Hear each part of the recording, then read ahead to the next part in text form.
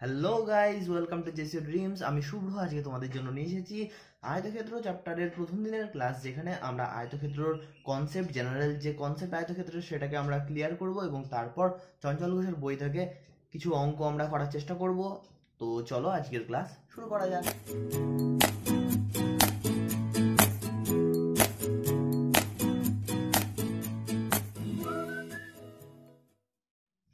তো ফ্রেন্ডস দেখো, আয়তক্ষেত্র নিয়ে আগে কিছু ডিসকাস করার আগেই আমি বলে দিই আয়তক্ষেত্র জিনিসটা কি। আয়তক্ষেত্র হলো চারটি বাহু দ্বারা সীমাবদ্ধ একটি তল, যেরকম এখানে দেখতে পাচ্ছ A B, B C, C D আর ডি এ। এই চারটে বাহু দ্বারা সীমাবদ্ধ একটা তল, যেটার বিপরীত বাহুগুলো পরস্পর সমান। অর্থাৎ এ বি এর বিপরীতে কি রয়েছে? ডিসি। অর্থাৎ এ বি সমান সমান ডিসি, আর এ ডি যার বিপরীতে রয়েছে বিসি। এই বাহু দুটো পরস্পর সমান হবে। এবং যে চারটে কোণ রয়েছে দেখো, A D C, D C B, এরকম ভাবে এই কোণটা আর এই কোণটা, এই চারটে কোণই কি হবে? 90 ডিগ্রি। ঠিক আছে, আমি এখানে লিখে দিই, এটাও 90 ডিগ্রি, এটাও 90 ডিগ্রি, আর এই দুটো 90 ডিগ্রি হবে। ঠিক আছে, এটাও 90 ডিগ্রি, এটাও 90 ডিগ্রি। এবার এখানে আমরা এটাও লিখতে পারি আর একটা কন্ডিশন, যে এ বি সমান সমান কি হবে? ডিসি, আর এ ডি যেটা সমান সমান হবে বিসি। এই হলো আয়তক্ষেত্রের শর্ত। ঠিক আছে, এই শর্তগুলো হলে পরে তবে আমরা একটা তলকে আয়তকার তল বা আয়তক্ষেত্র বলতে পারি। যেমন ধরো, যদি এরকম একটা আয়তকার যদি একটা জমি হয়, তবে সেই জমিটাকে আমরা কি বলবো? আয়তকার জমি। যদি একটা টেবিল হয়, তবে সেটা কি বলবো? আয়তকার টেবিল। তো আশা করি তোমরা বুঝতে পারলে যে আয়তক্ষেত্র জিনিসটা কি। তো চলো এবার আয়তক্ষেত্রর যে কিছু সূত্র বা ফর্মুলা রয়েছে সেগুলো আমরা একটু ডিসকাস করে নিই। খুবই বেসিক কিছু জিনিস যেগুলো বলবো, বেশি কিছু মনে রাখার কোনো দরকার নেই। তো চলো সেগুলো আমরা দেখে নিই। দেখো এবার এডি বাহুর দৈর্ঘ্য আমরা ধরে নিলাম যে 4 সেমি। ঠিক আছে, আর এখানে ডিসি বাহুর দৈর্ঘ্য যেটাও আমরা জানি না, তো ধরে নিলাম 8 সেমি। ঠিক আছে, অ্যাপ্রক্সিমেটলি আমরা ধরে নিলাম। তো এবার দেখো, এই যে এডি বাহুর দৈর্ঘ্য 4 সেমি, তাহলে এর বিপরীত বাহু কোনটা? বিসি বাহু। তাহলে আমরা আয়তক্ষেত্রের যে শর্ত সেখানে তো দেখেছি যে বিপরীত বাহুগুলো পরস্পর কি হয়? সমান হয়। যেহেতু এডি বাহু 4 সেমি, সেহেতু বিসি বাহু কত হবে? 4 সেমি হবে, হতেই হবে, নাহলে পরে এটাকে আয়তক্ষেত্র আমরা বলতে পারবো না। আর ডিসি বাহু যেহেতু 8 সেমি, তো এবি বাহুও হবে 8 সেমি। কেন হবে বুঝতে পারলে নিশ্চয়ই। এবার দেখো, আমরা এই যে ডিসি বাহু, এবি বাহু, এগুলোকে আমরা বলতেই পারি দৈর্ঘ্য, তাই না? আর 4 সেমি 4 সেমি যেগুলো রয়েছে সেগুলোকে আমরা প্রস্থও বলতে পারি। দৈর্ঘ্য প্রস্থ আমরা পেয়ে গেলাম। আমি এটা 4 সেমি আর 8 সেমি নিচ্ছি কারণ আমার সূত্রগুলো বোঝাতে তোমাদের একটু সুবিধা হবে। ঠিক আছে, তো দেখো এবার আমরা যদি এই আয়তক্ষেত্রের পরিসীমা, আয়তক্ষেত্রের পরিসীমা যদি আমি আলোচনা করি, তো আয়তক্ষেত্রের পরিসীমা কি হয়? দেখো আয়তক্ষেত্রের পরিসীমা কি হবে এখানে? দেখো 8 সেন্টিমিটার কি দৈর্ঘ্য, অর্থাৎ ডিসি। পরিসীমা কাকে বলে? যেই সীমাটা দ্বারা সীমাবদ্ধ, অর্থাৎ এ ডি সি বি এ, এই টোটাল যে মানে যার মধ্যে আয়তক্ষেত্রটা সীমাবদ্ধ, সেই এরিয়াটা ভুল বললাম, সেই সীমাটাকেই বলা হয় পরিসীমা। তো এখানে দেখো, এ ডি বাহুর দৈর্ঘ্য কত? 4 সেমি, আর ডিসি বাহুর দৈর্ঘ্য কত? 8 সেমি। দুটো যোগ করে দিলাম, তাহলে এদিকে আবার বিসি আছে 4 সেমি, এদিকে আবার এবি আছে 8 সেমি। তার মানে এক একটা জিনিস কতবার করে আছে? 2বার করে আছে। তাহলে 2 লিখে দিলাম, তাহলে কত হবে? 8 আর 4 12, 12 দুগুণে 24, তাহলে 24 সেমি। 24 সেমি কি হবে? আয়তক্ষেত্রের পরিসীমা হবে। কেন হবে বুঝতে পারলে? এটা 8, এটা 8 16, এটা 4 20, আর এটা 4 24। আমরা এখানে 2টা কেন লিখেছি? কারণ 2বার করে হবে না পরিসীমা, যেহেতু এটা 8 সেমি, এটা 4 সেমি। এই 8 সেমি তো আরেকটাও রয়েছে, এদিকে রয়েছে 4 সেমি, এদিকে রয়েছে। তো টোটাল যদি আমরা পরিসীমাটা বের করতে চাই, সেক্ষেত্রে আমাদের কি করতে হবে? প্রত্যেকটা 2বার করে নিতে হবে। বা আমরা এরকম করতে পারি, 4 যোগ 8 যোগ 4 যোগ 8। তো এর চাইতে সহজ পদ্ধতি আমার মনে হয় এটাই, তাই না? তো আমরা ওই জন্য এই পদ্ধতিটাকেই অনুসরণ করব। তো এরপর দেখো আয়তক্ষেত্রের ক্ষেত্রফল। ক্ষেত্রফলের খুব সহজ সূত্র। আয়তক্ষেত্রের ক্ষেত্রফল কি করা হয়, যে এই এরিয়াটা কতটা, এটা কিভাবে আমাদের মেজার করা হয় বা মাপা হয়, সেক্ষেত্রে আমরা ক্ষেত্রফলের সাহায্য নিই। তো আয়তক্ষেত্রের ক্ষেত্রফল সমান সমান হয় দৈর্ঘ্য গুণ প্রস্থ। তাহলে দৈর্ঘ্য কত? 8 সেন্টিমিটার, আর প্রস্থ কত? 4 সেন্টিমিটার। ঠিক আছে, এই বেসিক কিছু সূত্র আমাদের মনে রাখতে হবে। 4 8 32, তাহলে 32 কি হবে? অবশ্যই বর্গ সেমি হবে, কারণ যেহেতু এটা ক্ষেত্রফল, তাই না? তাহলে আমরা এখান থেকে আয়তক্ষেত্রের পরিসীমা কিভাবে বের করতে হয় জানলাম, কিভাবে আয়তক্ষেত্রের ক্ষেত্রফল বের করতে হয় জানলাম। এবার এই সূত্রগুলোকেই রিলেট করিয়ে যদি আমাদের প্রস্থ দেওয়া থাকে, ধরো কোনো একটা, ধরো এইটাতেই শুধু এই প্রস্থটা দেওয়া আছে 4 সেমি আর ক্ষেত্রফল দেওয়া রয়েছে 32 সেমি, তাহলে সেক্ষেত্রে আমরা দৈর্ঘ্য কীভাবে বের করব? দৈর্ঘ্য আমরা এইভাবে বের করব। কীভাবে বের করব? ক্ষেত্রফল 32 সেমি যেটাকে প্রস্থ দিয়ে ভাগ করলে, অর্থাৎ 4 দিয়ে ভাগ করলে পরেই আমরা দৈর্ঘ্য পেয়ে যাব। 4 8 32। বুঝতে পারলে? যেহেতু ক্ষেত্রফল সমান সমান দৈর্ঘ্য গুণ প্রস্থ, সেহেতু দৈর্ঘ্য সমান সমান কি? ক্ষেত্রফল বাই প্রস্থ। এটাকে যদি আমি এইভাবে যদি সমাধানের হিসাবে লিখি যে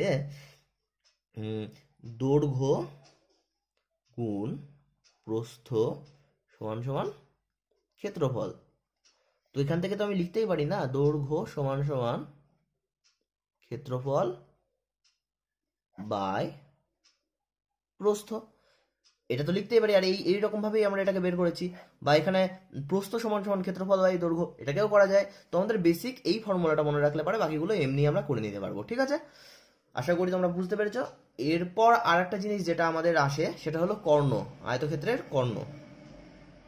কর্ণ, এবার কর্ণ কি? কর্ণ হলো এই যে আয়তক্ষেত্রের এ বিন্দু আর সি বিন্দু যেগুলো একে অপরের কর্নার বরাবর রয়েছে, তো এদেরকে যদি যুক্ত করে দিই একটা সরলরেখার মাধ্যমে, তাহলে যেই সরলরেখাটা পাবো সেইটার দৈর্ঘ্য কতটা সেটা যদি আমরা মাপি, সেটা কিভাবে মাপবো? সেটার জন্য কোনো ফর্মুলা আছে কি? হ্যাঁ আছে, দেখো একদম সিম্পল ফর্মুলা, তোমরা জানো।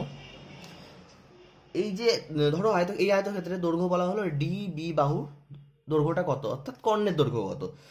এই আয়তক্ষেত্রের তো কর্ণ দুটোই সমান হবে, কারণ আয়তক্ষেত্রের বিপরীত বাহুগুলো পরস্পর সমান এবং পরস্পরের সমান্তরাল এবং পরস্পরের কোণগুলোর মান হলো 90 ডিগ্রি। তো সেহেতু আমাদের আয়তক্ষেত্রের কর্ণের দৈর্ঘ্য সমান হয়। তো আয়তক্ষেত্রের কর্ণের সূত্র কি হবে? এইটা হলো কর্ণ, ভালো করে দেখো, এটাও কর্ণ, যে কোনো একটাকে আমরা ধরবো। যদি আমরা এইটাকে কল্পনা করি তাহলে দেখো ত্রিভুজকে দেখতে পাচ্ছি, তাই না?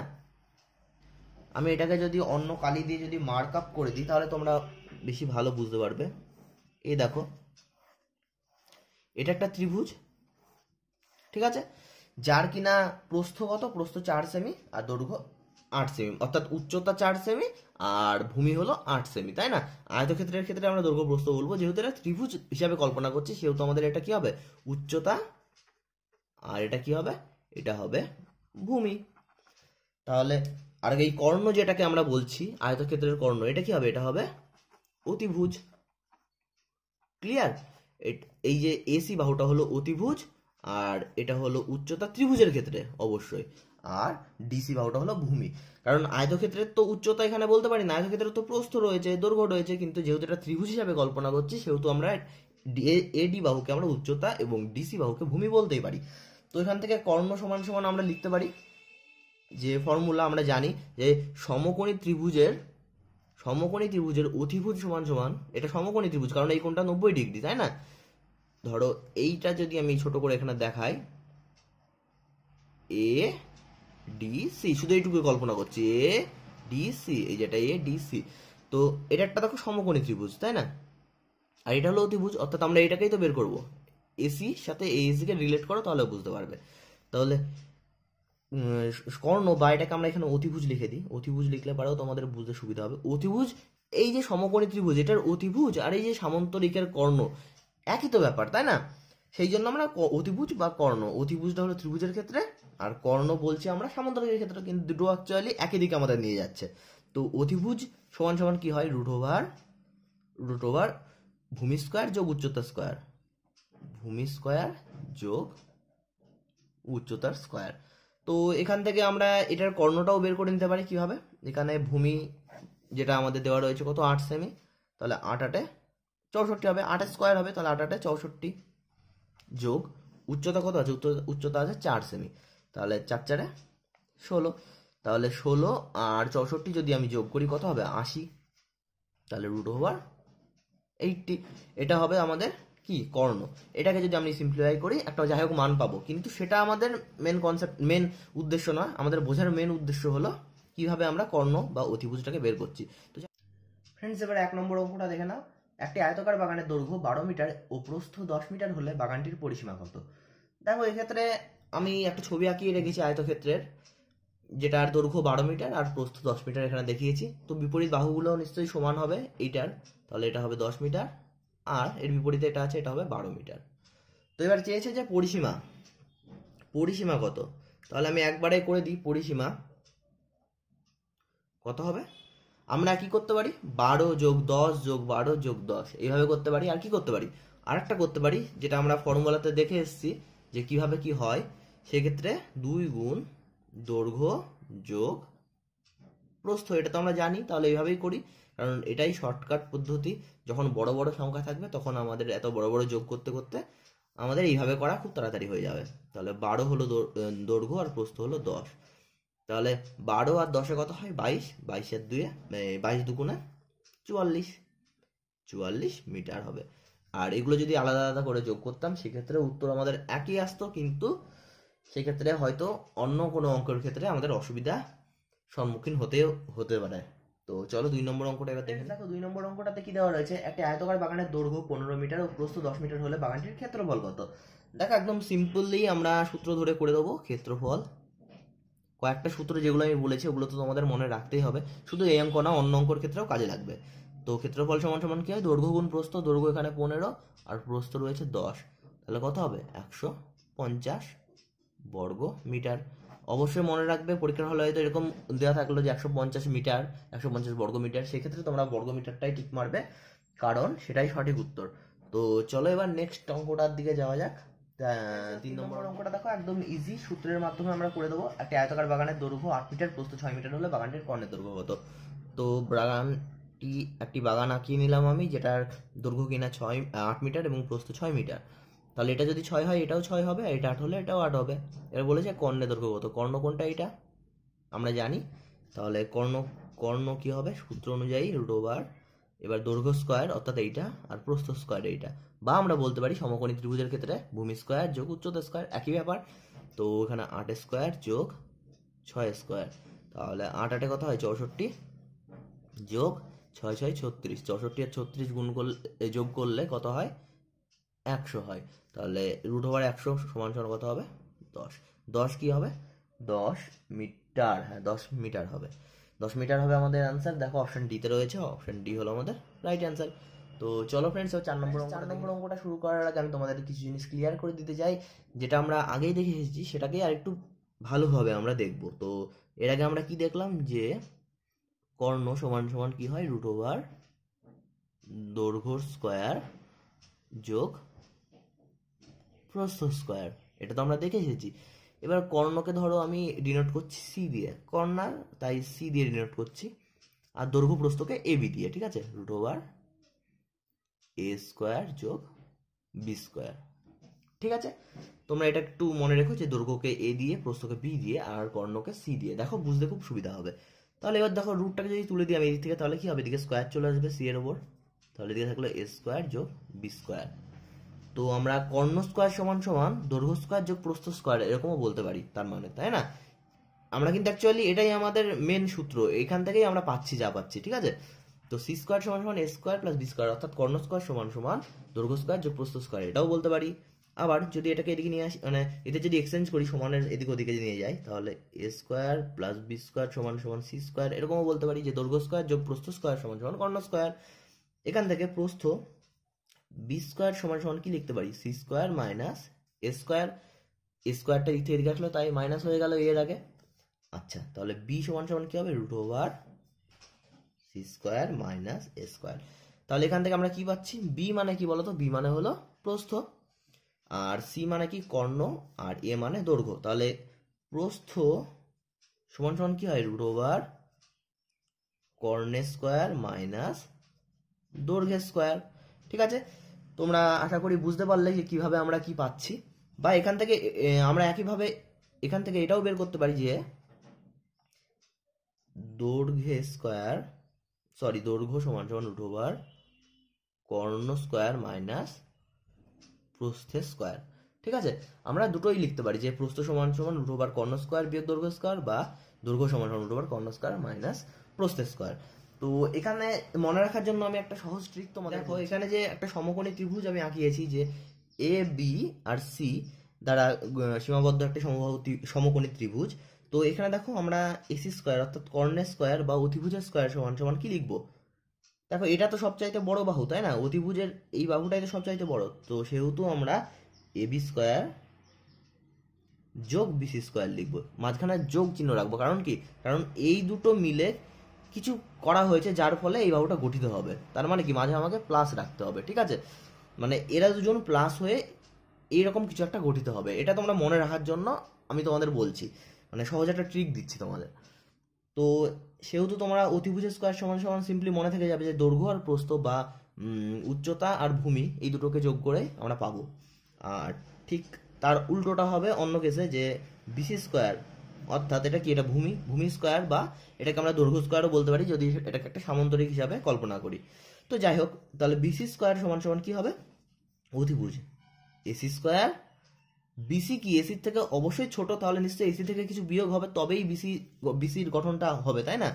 তাহলে AC square minus AB square, বা এবি স্কোয়ার সমান সমান কি লিখতে পারি, AC square minus BC square. Clear?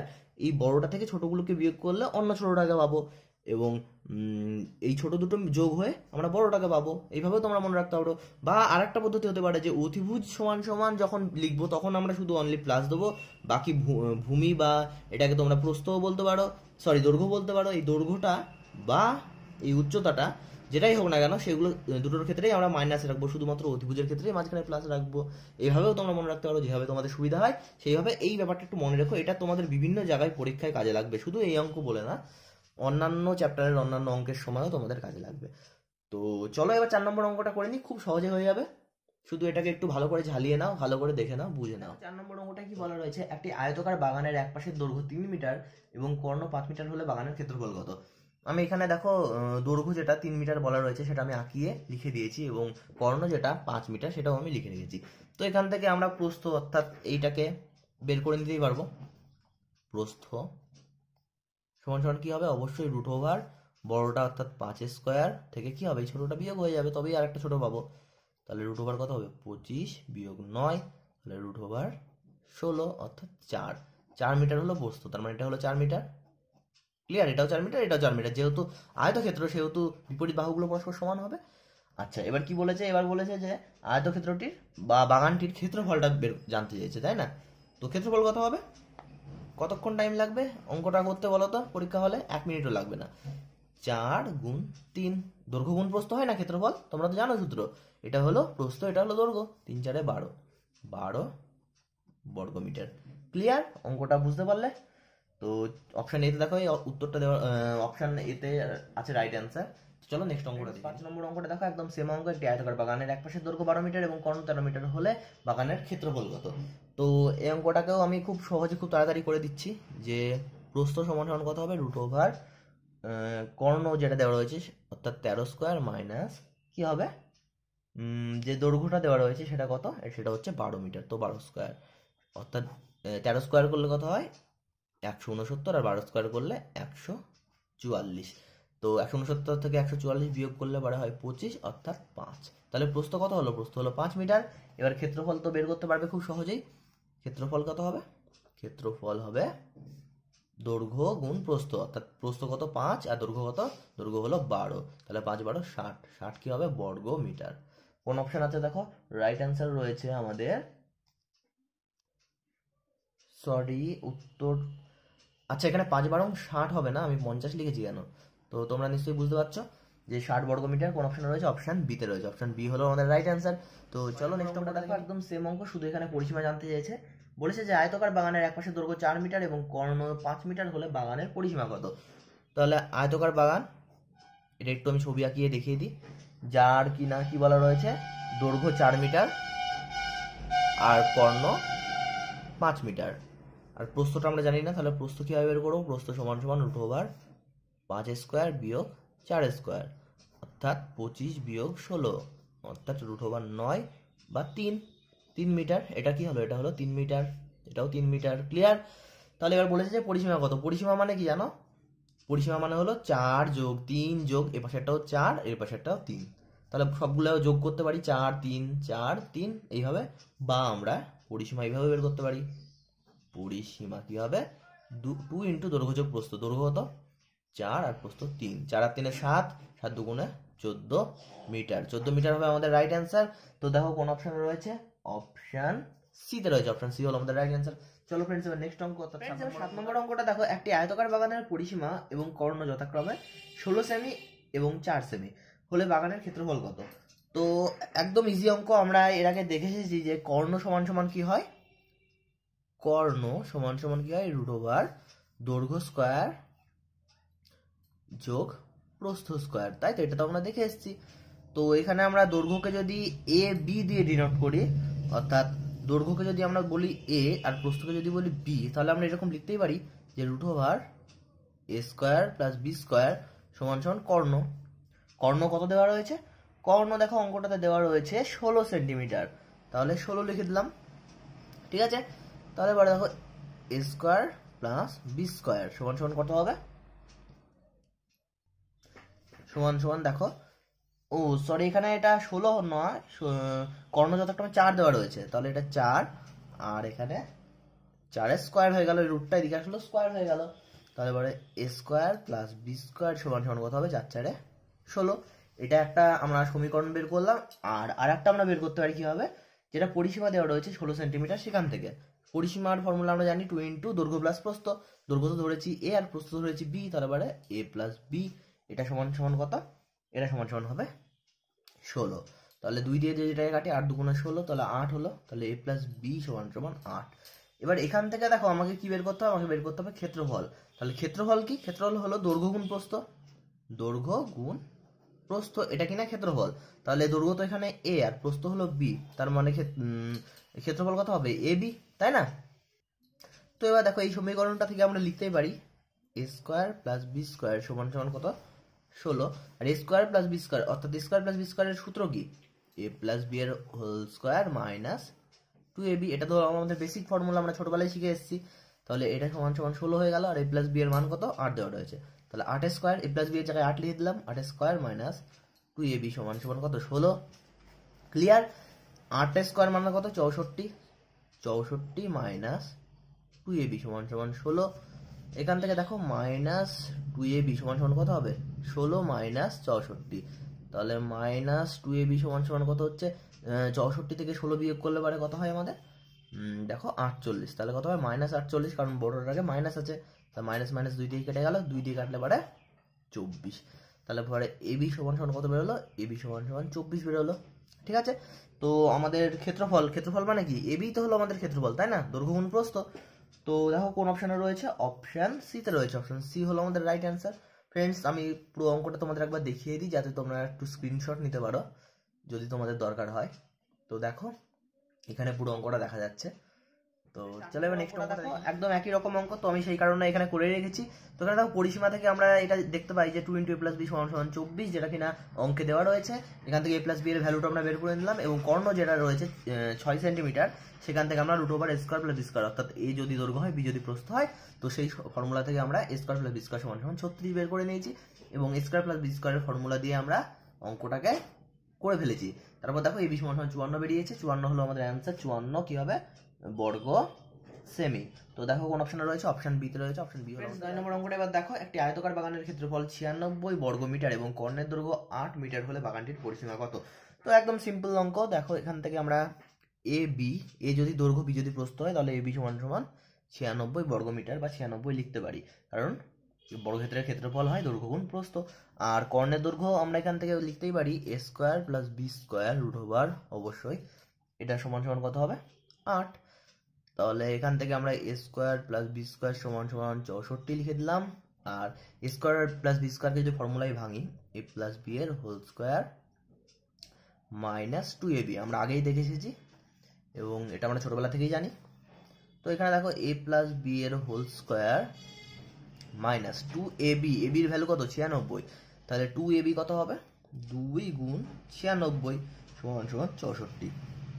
এবার দেখো a + b এর হোল স্কয়ার মাইনাস 96, দুগুণে কত হয়, 96 দুগুণে হয় 192, এখানে 64 রয়েছে, তাহলে a + b এর হোল স্কয়ার সমান সমান 64 যোগ 192 হবে, এটা দিকে আসলে এবারে কত হবে, যোগ হয়ে যাবে 64 সাথে, তাহলে যোগ করলে হয় 256। তাহলে a + b সমান সমান আমাদের কত দাঁড়াচ্ছে, √256 অর্থাৎ 16। 16 দাঁড়ালো কি a প্লাস বি, অর্থাৎ দৈর্ঘ্য যোগ প্রস্থ। কিন্তু আমরা জানি পরিসীমা, এই অঙ্কতে তো পরিসীমা বের করতে বলেছে। তো পরিসীমা আমরা কীভাবে বের করবো?